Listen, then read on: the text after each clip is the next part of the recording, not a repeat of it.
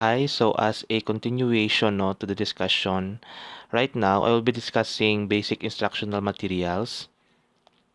So the content of this discussion will be all about in the lesson discussing varied learning materials to address the different factors to be considered in designing competency-based learning materials. So basically, the discussion propels on the factors that we need to consider within terms of designing competency-based learning materials or CBLM. So later on, we'll know what is this CBLM. No? So competency-based learning materials, CBLM package, no, it is simply a well-designed and carefully developed learning materials. No, so well-designed, and carefully developed because later on you will know we will know the criterias that we need to follow within terms of creating our own competency-based learning materials. So these learning materials give trainees uh, detailed instruction to guide them throughout the learning process. So of course these learning materials will give instructions, detailed instructions to the trainees to guide them throughout the learning process. Learn Competency-based learning materials or CBLM refers to media that contains information related to work requirements. Number two, learning that is guided towards achieving the competency required in the workplace. Number three, tools that facilitates individual learning process. Number four, instruments that measure the competency required in the workplace. So, ano ba ang forms nito? So, different forms of learning materials. So, basically, para mas madali nyo maintindihan ano ba talaga ito, first is learning guides. Pangalawa, assessment materials. Workbooks with activities, tasks, and contents. Background reading materials or documents, handouts and other audio-visual materials. Number 6, industry competency standards. Number 7, organizational policies, procedures, or legislations. Ito yung form ng learning materials. So, the learning materials will also, the content will depend on the competency that you are taking. Iba-iba kasi ang competency niyan eh. For example, we are talking about cookery in situ competency, iba din yan.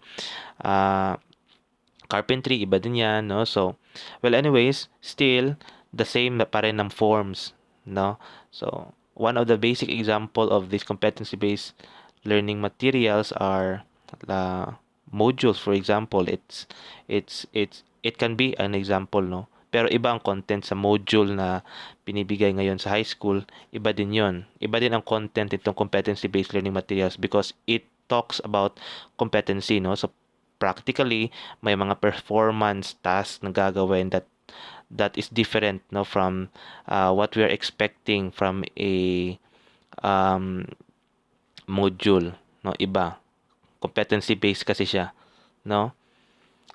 So factors to be considered when developing the competency-based learning material. So here are the factors that we need to consider in terms of developing the competency-based learning material. So later on we will discuss all of these factors specifically. But as a introduction, first we will discussing principles of competency-based training. Second is training regulations. Third is trainees characteristic. Fourth, characteristic of adult learners. Fifth, learning styles. Number 6, 9 events of instruction. Number 7, dimension of competency. So those are the things that we need to consider in terms of creating the competency-based learning materials package. Okay, so let's start with the principles of CBT. So some of the principles of competency-based training that have to be considered in preparing a competency-based learning materials are the following. So first, learning is based on competency required in the workplace. So yung competency na dapat mong ma-learn, dapat naka-based doon sa required ng certain workplace or industry in which the competency is being anchored. Second is training materials are directly related to the competency standard and curriculum, of course, no? Dapat talaga directly related ang competency standard to the curriculum because if otherwise, then hindi magiging valid, no? Third is training is geared towards performance activities. So ito yung sabi ko kanina, no, performance talaga most of the contents, performance activities, no, geared siya within terms of performance activities because again, we're talking about competency based, no, so performance talaga ito. Number 4 is criteria for assessing is based on workplace standards, no. That's why naka-anchor talaga ang competency sa mga industry. No, kasi nga doon uh, i-assess no ang criteria kung ano ba yung kailangan ng industry. So naka-anchor yun doon. Number 5, assessment uses actual performance or evidence related to the work requirement. So ang assessment naka-anchor siya doon sa actual performance or evidence related to the work requirement, no. Number 6 is learning is done by learning at own pace. So ibig sabihin ng learning at own pace is that magkakaroon dito ng self learning, no. So it does not really need or you do not have to need no a teacher within terms of learning this material kasi nga self-paced siya. Ibig sabihin dapat maging detailed ang ating learning material as much as possible so that it will guide the students no that is currently in the program and taking the program so that they will be able to achieve no the competency that the training requires or the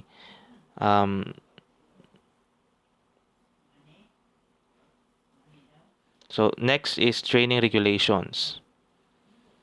The main basis of competency-based training is the competency standards no, in the training regulation. So in writing the competency-based learning materials, it is crucial that first, we have a detailed knowledge of the relevant competencies. No, so dapat when you are writing no, the competency-based learning materials, you have the relevant competencies. No, you know the relevant competencies within terms of the program no, that you are writing. Kung ano ba yung competencies no, sa program na yan in which ginagawan mo ng competency-based learning materials. So, dapat alam mo, you have the knowledge no, of the relevant competencies. Of course, what will you put no, or what will you write to that competency-based learning materials if you do not have the knowledge no, of what are the competencies under it. So next, you can visualize what competence performance would look like in the workplace, no? So dapat talaga alam mong competency kasi nga you need to visualize kung ano ba yung performance in which competent na talaga. Dapat alam mo kung ano yung visual representation if ever magaling na, ano ba yung dapat makita no kung magaling na talaga siya. You can visualize the competent performance within terms of how it will look like in the workplace. Next, uses this understanding to make decision on the structure, no, learning activities and contents of materials that we are writing. No, so of course, no, use your understanding to make decision no, within terms of the structure. Kasi nga, again, we are making a learning material. Okay, learning material. So ibig sabihin may structure. So all of this knowledge, you need to use that for you to be able no to create the structure no of the learning activities and the contents of the materials. So the process. Now let's talk about the process. A thorough analysis of the competency standard is a very vital process no before developing your materials. The process is summarized as follow no. So you need to analyze no the competency standard kasi nga dapat naka-anchor dito ano ba yung standard competencies no, so dapat alam natin ito before we create the learning material. So each learning outcomes within the unit competency needed to be analyzed by considering the performance criteria. So, every outcome, no, sa kada unit ng competency, kailangan ma-analyze, no, considering the performance criteria. So, we need to take into consideration the performance criteria so that ang outcome is makagawa ng outcome, we need to consider the performance criteria. Ano yung dapat ma-achieve so that magkaroon tayo ng outcome. Okay? Ano yung criteria when in terms of performance? No, can be able to operate or what? No, mga ganyan. Okay? Second is for each performance criterion, the writer then identifies the embedded knowledge and skills needed for performance. So each criterion, no, of the performance dapat ma-identify din ang knowledge and skills para magawa ang performance. For example, can be able to operate the oven. So what are the knowledge and skills no, to be able to operate the oven? So you need to identify that as well. Many of the underpinning knowledge or skills is identified, no, in the evidence guide section of the competency, but a prudent trainer will check this against their knowledge of the learner's workplace, no. So you know yung underpinning skills, no, in knowledge are also important, no, to be identified, but it is identified already in the evidence guide section, pero si trainer dapat i-check niya rin yung knowledge of the learner's workplace, no. So ganon.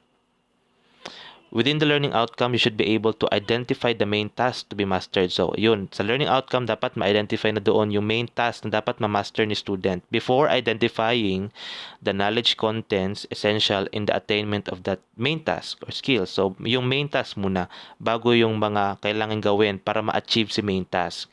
So, doon sa outcome, dapat si main task muna ang ating ma-identify before i-identify natin yung mga kailangan gawin para ma-achieve si main task. Okay? Yun dapat. Then, you should be able to determine how this task is related to the main skills, no, of the competency. So, since we have identified the main task, and then we are going to identify the knowledge and the contents essential for the attainment of the skills or the or the main task or the skills, you need to identify, no, kung ano ba yung relation nitong skills na ating identify, which is separated doon sa main task, ano bang relation nila? So, dapat ma-establish rin iyon, no? The trainer should take note that a competency is divided into smaller chunks, no? Naka-cluster in the learning outcomes, no? Combining the task learned in the learning outcomes would complete the competency, no? So, tibali nagka-chunks, no? Ibig sabihin, divided ito. Naka-divide itong ating competency into smaller portions, no, of in the learning outcomes. Pero pag i-combine na natin ito, it will result to the completement, no, of the competency, no. So ano ba ibig sabihin dito? Ibig sabihin yung task is marami, no, varied, no, that will cater the or assert, no, the learning of the students in your competency-based learning materials. Third, the range statements in evidence guide should then be carefully examined for additional embedded knowledge and skills to clarify already identified embedded knowledge and skills, no. So yung range statements in evidence guide dapat ma-examine, no, para malaman yung baka may kulang pa so that we can give, no, additional knowledge and skills to clarify already identified embedded knowledge and skills doon sa ating competency-based learning material. Fourth is, finally, the range of variables should be analyzed to determine the context, no, and condition to which the performance criteria apply, no. Yung variables dapat ma-analyze siya para ma-determine kung ano ba yung laman, no, ang context and condition na kung saan ma-apply itong criteria ng performance. Number 5, overlaps in knowledge and skills to the various learning outcomes and competencies should be identified so that you can efficiently structure your competency-based learning materials, no. So dapat yung mga overlapping na knowledge, ng mga redundant information and somehow unrelated task, dapat malaman mo yon and ma-identify mo yon and ma-detect so that you can be able to efficiently, no, structure your CBLM. Now, let's go on to the trainee's characteristic. No, so may mga potential barriers kasi no within terms of learning, no, in terms of learning this no competency-based learning materials. So now we'll be talking about the characteristic of the trainees.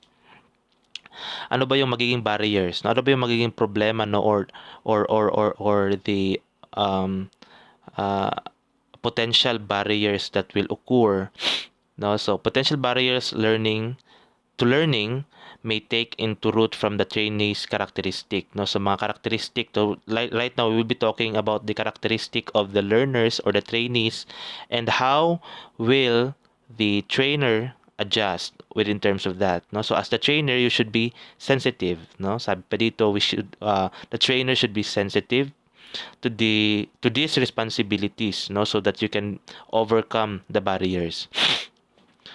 So ngayon, we will discussing about the ways no to overcome the barriers, no. These are the suggested ways as a trainer. So for example, ang potential barrier ni student or ni trainee is the language literacy and numeracy.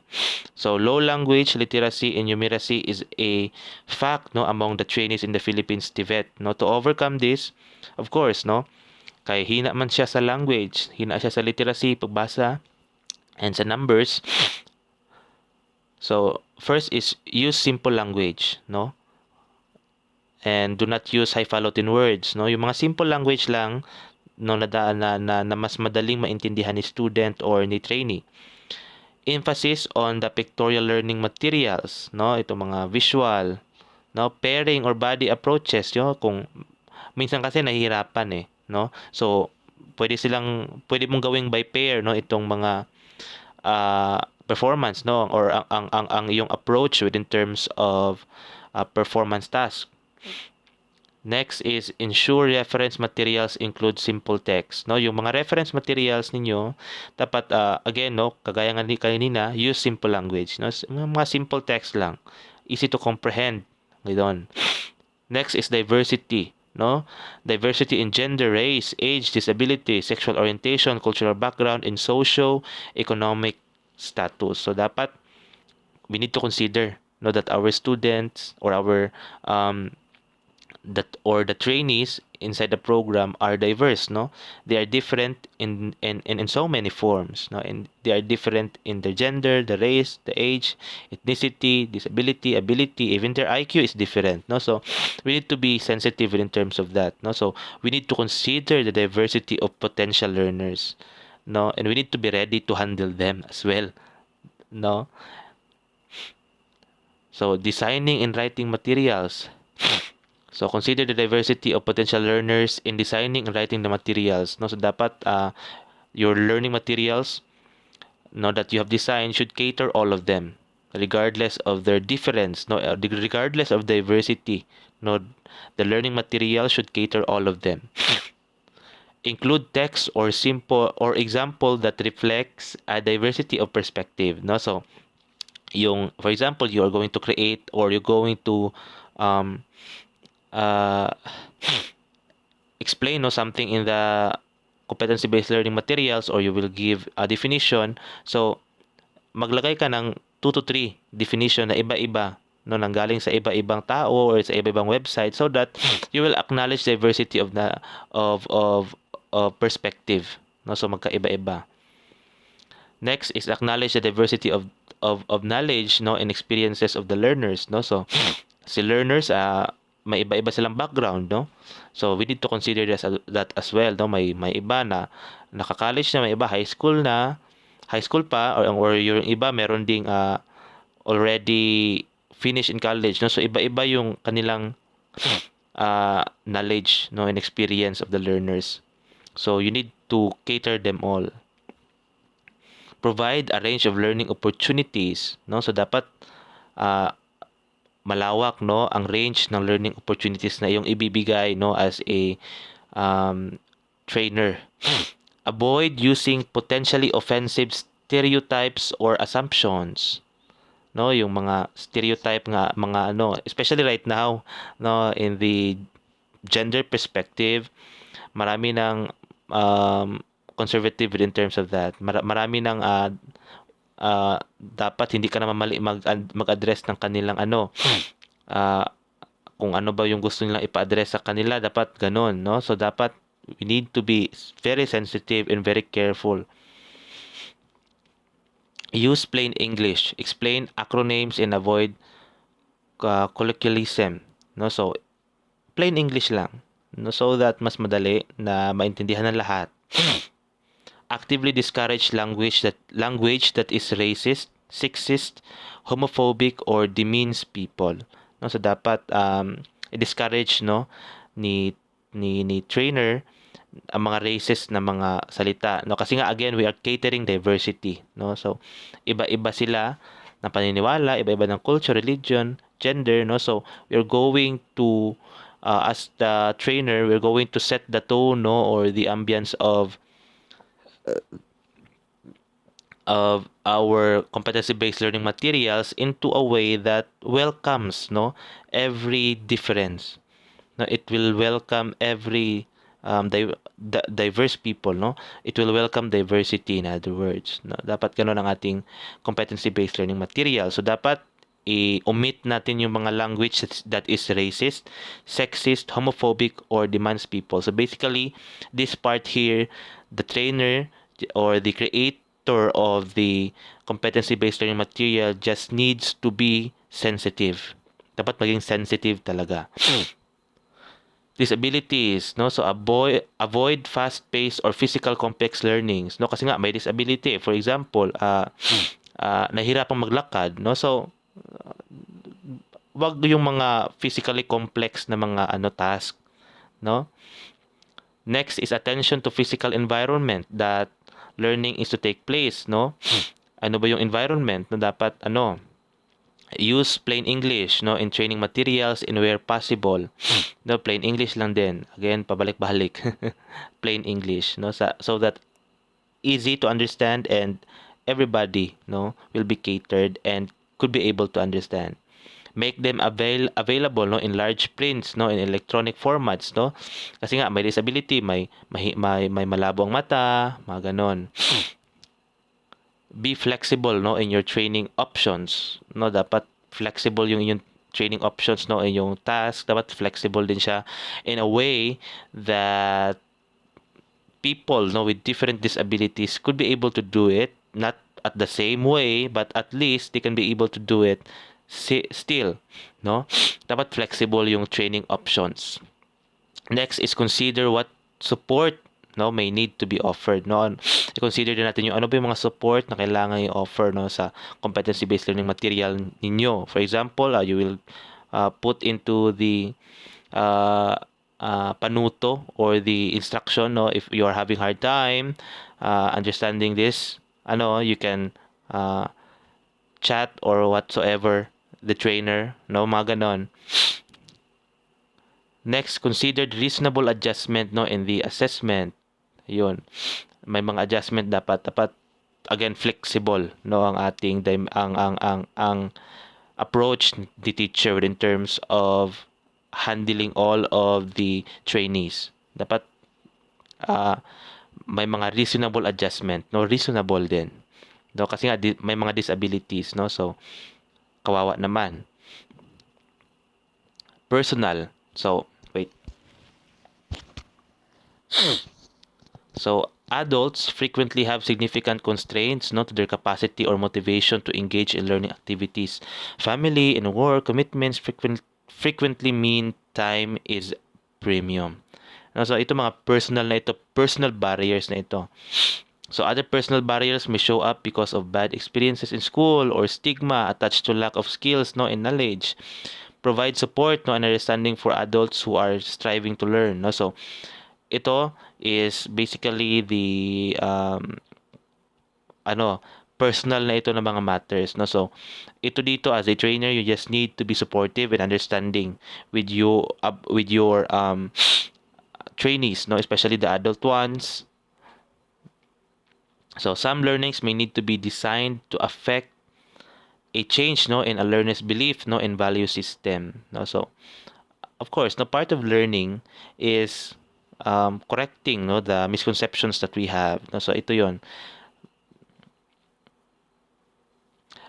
accommodate different learning preference, no, in the design and in the delivery of training, no, or learning. So again, no, be flexible.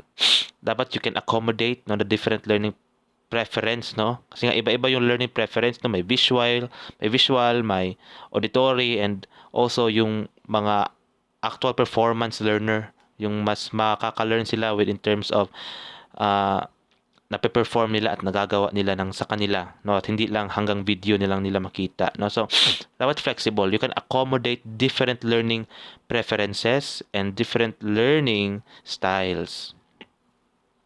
So again, may continuation pa.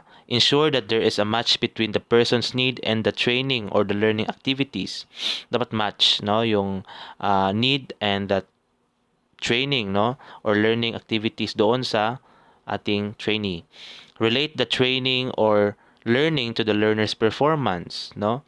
Build in opportunities for feedback, no, and reinforcement. Kasi nga, kaya nga ng example kanina, may mga personal problem sila, no, may mga iba, may stigma sa bullying sa sa school nila before. So ito, build opportunities for feedback, no, and reinforcement, so that they can be able to feel that they are being handled well, and they are being taken into account, and they are also treasured and and valued, no. Like may mga feedback, no, and reinforcement. So if ever mag-struggle, no, so you can have reinforcement and motivations, mga ganon. Isolation, no, so location of training venue or learning supports in relation to the learners or other providers, no. So provide information or support for transport to the venue, mga ganon. Consider how you can improve access to face-to-face in other forms, no, of support when using distance learning methods, no. So we need to consider, no, yung how can they access, no, the face-to-face in other forms of support na maging madali, no. Facilitate networking with other learners or people who can mentor or coach the learner, no. So ganito,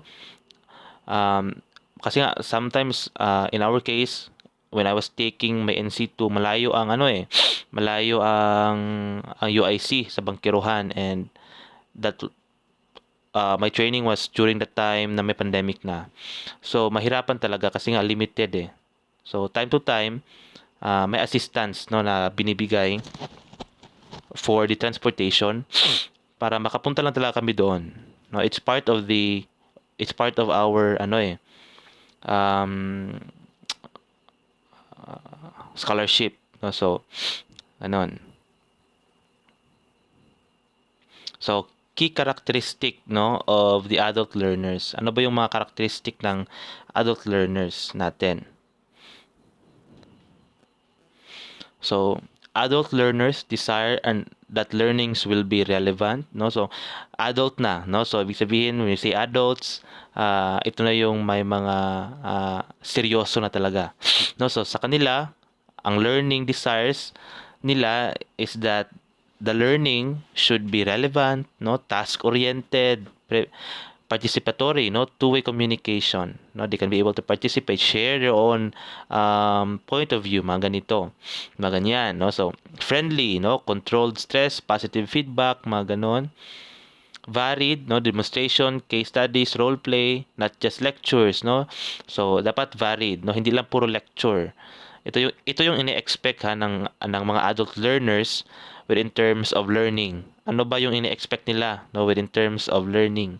So build on past experience, no. So they can create, no, and link, no, their past experience, no. So these characteristics are based on the following 8 principles of adult learnings by Sullivan et al.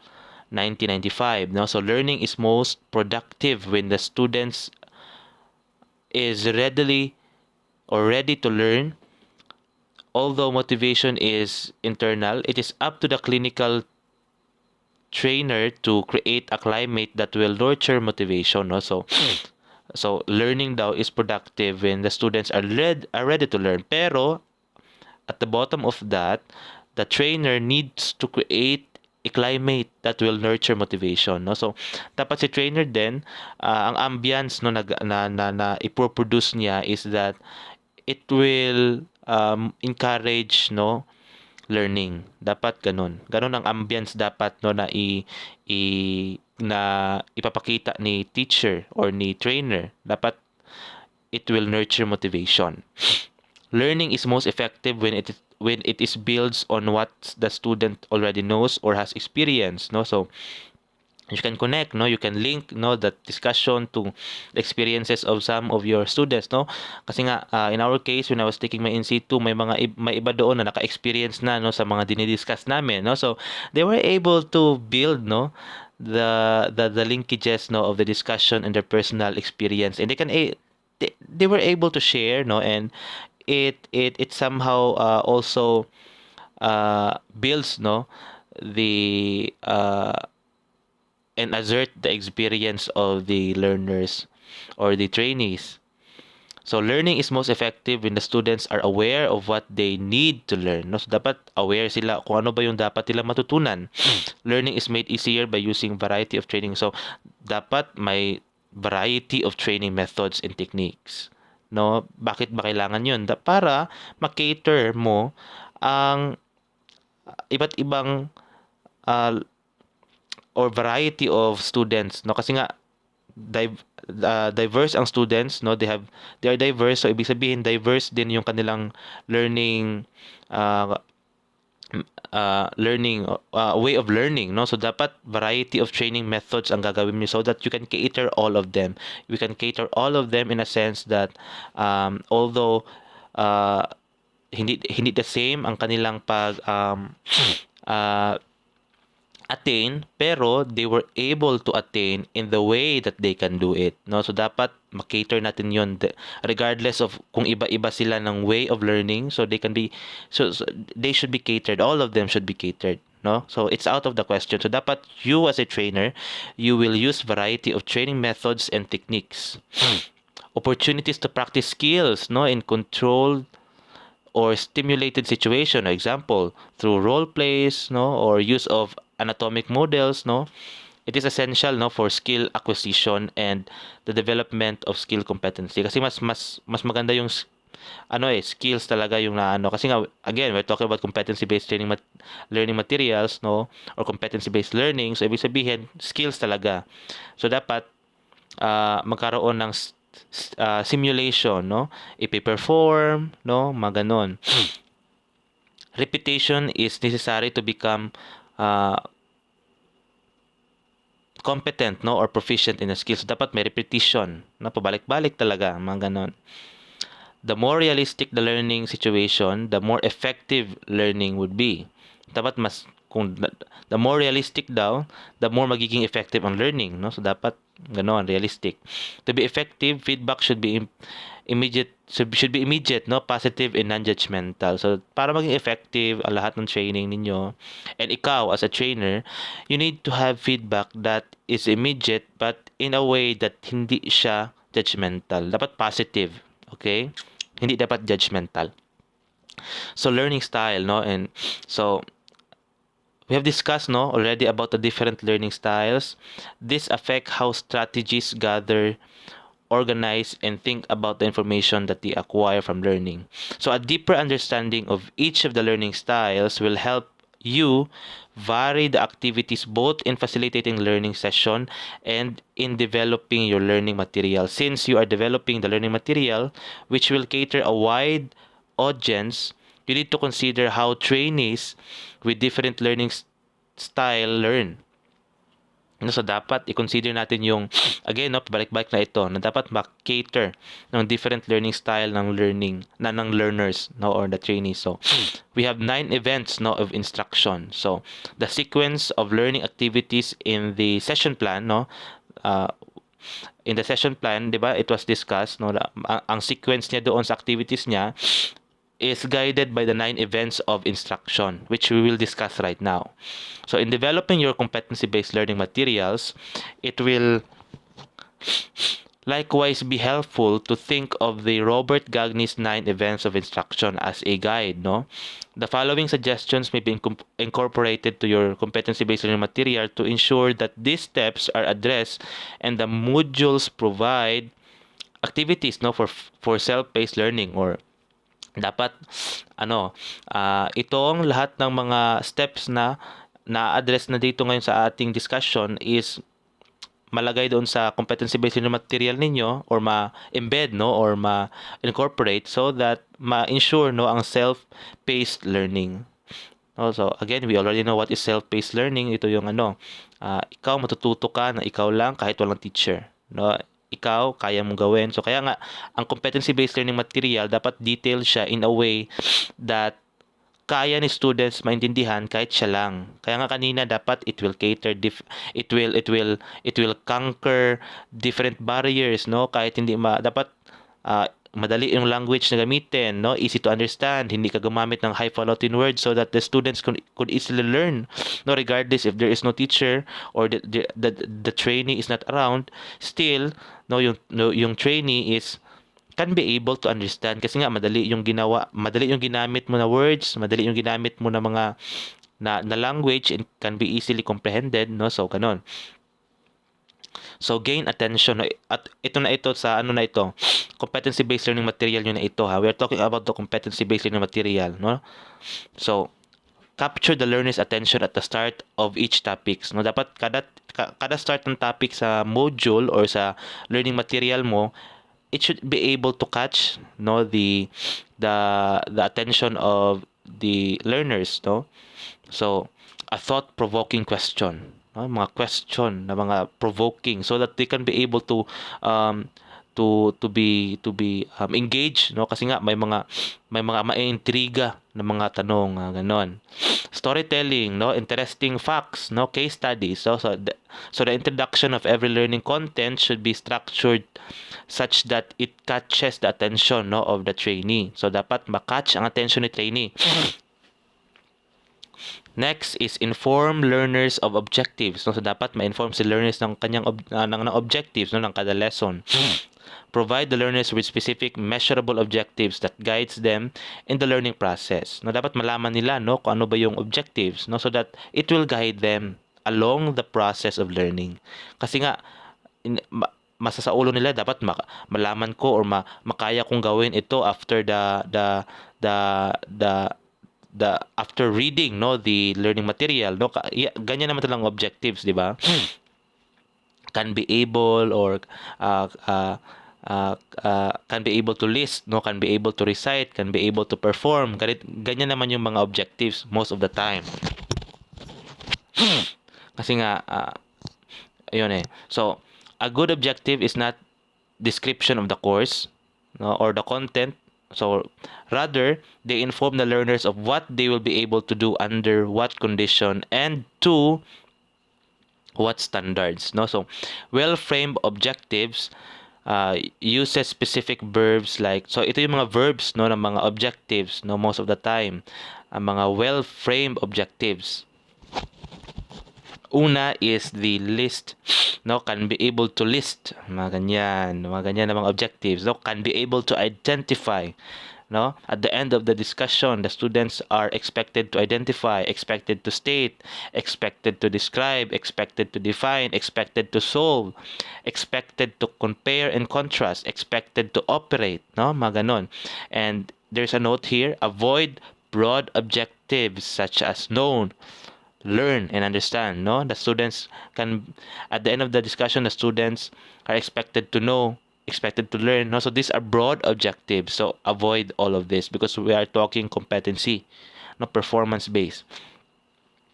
Next, stimulate recall of prior knowledge, no. So ito yung mga part ng modules in which you can stimulate, no, or recall prior knowledge, no. So this allow the trainees to build on their previous knowledge or skills, no, para ma-recall nila yung mga previous knowledge and skills nila. So it is easier for the trainees to encode and store information in long-term memory when they can make linkages to their previous experiences and knowledge. So you can relate, no, the discussion or the topic to the previous knowledge of your students, no, so that they can be able to retain, no, Kasi nga pag ma-relate daw nila yung kanilang previous experiences sa discussion na kanilang binabasa or sa topic na kanilang binabasa, most likely mariretain. Yun, ganun ang argument, no? So next is present the material, no? So chunk the information and organize to appeal to the different learning style. So chunk, no? So ibig sabihin i-separate mo yung information and organize it to appeal to different learning styles, no? So hindi lang puro text, no? Dapat merong pictures din, mga ganyan. Or videos, no? Videos can also be used.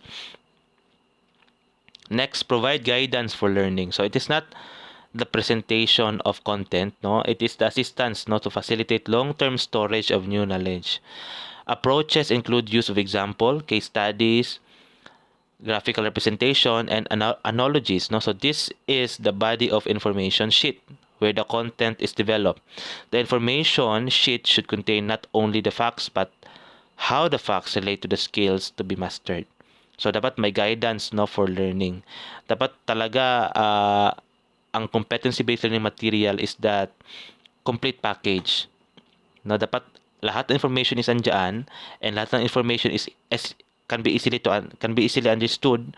Dapat lahat ng competency is created into chunks so that it will cater different learning styles and modes, and also it should also provide guidance, no? Part na yan ng package para mas madaling maintindihan ni student kasi nga self-paced po tayo. Ibig sabihin dapat kaya ni students na mag-isa lang at mag-study ng sa kanya lang at magkaroon, no, ng learning kahit siya lang, no, habang nagbabasa sa iyong learning material na ginawa. No, kaya nga dapat naka-align dito ang iyong standard in terms of creating your competency-based learning material. Next, illicit performance. No? So provide the opportunity to practice by providing an opportunity for the learners to do something with the newly acquired behavior.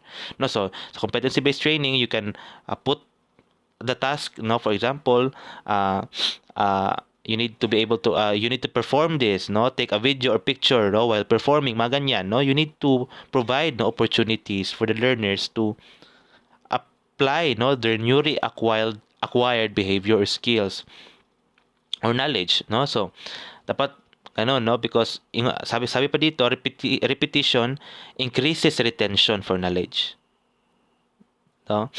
So our CBLM format recommends the use of self-checks, no, mga ganon. May mga self-check, no, and for skills you should provide a well-structured task sheet, no, for your skills, dapat well-structured. So operation sheets and job sheets. Provide feedback, no. So as a learner practice, it is important to provide timely feedback to their performance. So this feedback needs to be specific, no. Dapat hindi lang dapat you are good, you have done a good job, dapat you have done a good job. So hindi lang dapat ganoon ang iyong feedback. Dapat you will also say kung bakit good job siya. Dapat sabihin mo bakit naging good job, no. You have done a good job because you were able to do this, you were able to perform well the different criteria within terms of cooking, within terms of doing this, within terms of operating this, no. So dapat ganon, hindi lang dapat you have done a good job, very good. Dapat hindi lang ganon ang feedback, no. So you should be specific. Next, assess performance, no. So checks and performance criteria checklist, no. So this will allow self-evaluation and peer evaluation. So dapat bigyan mo rin ng checklist, no, self-checklist, no, doon, so that they will be able to evaluate, no, magkaroon ng peer evaluation which will give them immediate feedback, no, sa trainees, no, so that they will be able to see, no, and has or have track to their own growth, no. So the trainee should however give his feedback to every performance of the trainee based on the assessment criteria. So dapat may feedback siya kada performance, no. Kada performance siya dapat may feedback, no. So of course the feedback should always based on the assessment criteria. So ganon. Next is assess performance. No? So on the completion of learning activities, learners should be given the opportunity for assessment. No? So dapat magkaroon ng assessment talaga. Of course, no? How can we say if the objectives, no, or the learning competency has been attained if we're not going to assess? Diba? Of course, we need to assess so that we'll be able to see and and and and and attest. So if ever um, the competency has been achieved and indeed acquired. No, so on the completion of the learning activities, learners should be able to give the should be able to be given the opportunity to be assessed, no, or for assessment. So enhanced retention and transfer. No, so learners should be encouraged to plan the application of the learning and to consider how to maintain the competency into the future. Dapat ganun, dapat magkaroon ng idea si student kung paano, or si trainee kung paano niya ma-apply, no, ang kanyang learning, and how can he or she prolong, no, the competency that she has or she or he has. So ganyan. For every competency, there should be an opportunity to integrate tasks, no, learned in all the learning outcomes for the competency. Job sheets, no, with different conditions should be developed, no, so mga worksheets, no, ganon, para magkaroon ng enhanced retention and can be able to be applied, no, ni students, no, dapat ganon. So next is dimension of competency. I think this is the last topic. So the competency-based learning should provide, no, the acquisition of the four dimension, no. So dapat ang inyong competency-based learning material dapat magkaroon or maka-provide nitong apat na acquisition of dimension of competency. First is task skills. Next is task management skills. Next is job role and environment management skills, and contingency management skills. Sometimes learning materials focus on the task, di ba?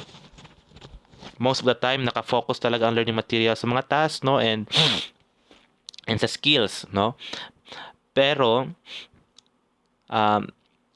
management skills, job role, and environment management skills, dapat kasali din yan. But it is hardly integrated.